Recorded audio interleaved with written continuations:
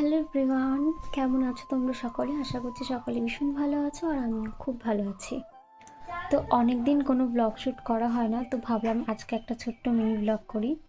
তো এই জাস্ট ঘুম থেকে উঠলাম আর আজকের ব্লগটা এখান থেকে শুরু করছি। পুরো ব্লগটা দেখতে থাকো। আই হোপ আজকের ব্লগটা তোমাদের।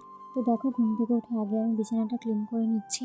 আর ঘুম থেকে ওঠার পর যদি বিছানা ক্লিন করা না হয় আর পরে বাসি বিছানা তোলাও হয় না, আর কোনো কাজেও মুড লাগে না ঘর পরিষ্কার না থাকলে। আর শীতকাল মানে তো জানোই, এক গাদা কাঁথা কাপড় বিছানার মধ্যে জড়ো হয়ে থাকে অল টাইম।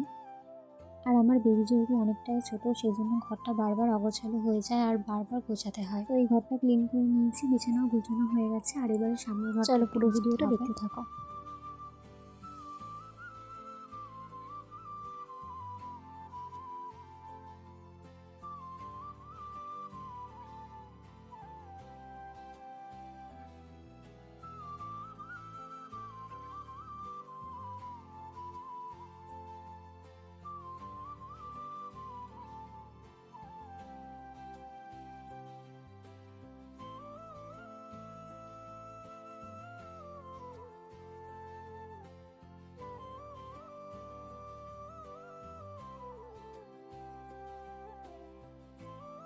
এদিকে আমার ঘর গোছানো কমপ্লিট আর আমি এদিকে জানলাগুলো খুলে দিচ্ছিলাম, কারণ বাইরে ভীষণ সুন্দর রোদ এসেছে।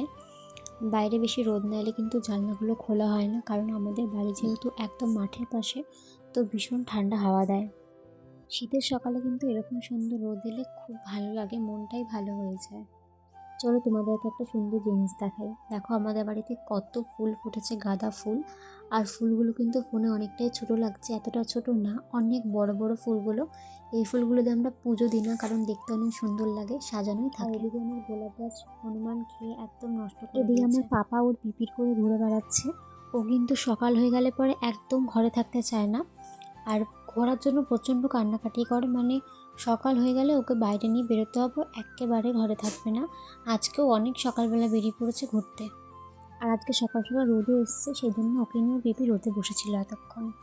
ঘরের কাজ সেরে আমি একটু বেরোলাম রোদে বসবো বলে। আর শীতের সকালে কিন্তু রোদের মধ্যে বসতে ভীষণ ভালো লাগে, একদম উঠতে মন চায় না। আর আমাদের বাড়ির সামনে দেখো কত বড় মাঠ, আর এখানে ভীষণ সুন্দর রোদ আসে। আমরা এখানে বসে থাকি, তারপরে ভাত খাই বসে, ভীষণ ভালো লাগে রোদে বসে খেতে। এদিকে আমার পাপাও রোদে বসে আছে, আর ওকে প্রত্যেকদিন সকালবেলা অনেকক্ষণ রোদে রাখি, কারণ যেহেতু শীতকাল একটু রোদ খাওয়ানো দরকার, আর ও একদম ছোট্ট যেহেতু।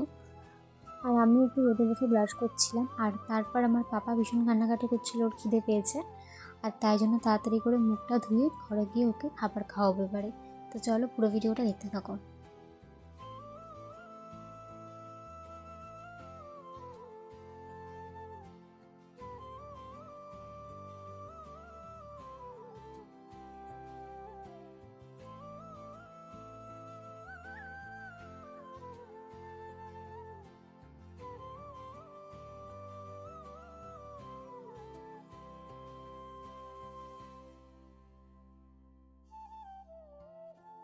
আমার ছেলের দিকে খেতে খেতে ঘুমিয়ে গেছে একদম, আর এই টাইমটা তো একটু ঘুমোয়, তাই ওকে ঘুম পাড়িয়ে দিয়ে ওর জলটা রোদে দিয়ে দিলাম।